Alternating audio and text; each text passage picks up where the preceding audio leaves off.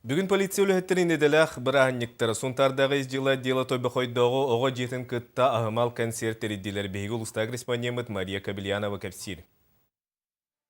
Сунтардағы изжила дела тойбы қойдығы оғы жетін күтті шефтес бұттыра сәтті сылы болла.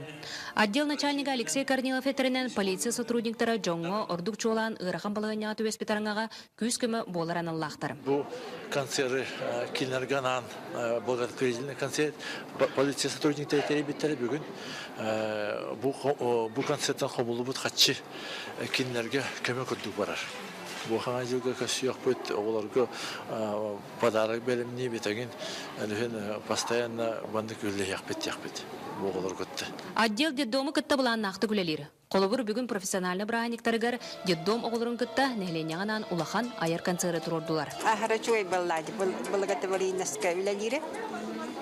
Бұл тулай оғылырға детдомна. Бүгін бастың өлеләқ сотрудниктары общественный көміләхетчілер білетінілер, онна бір көлілер туынан әлбәғатилер кедділер.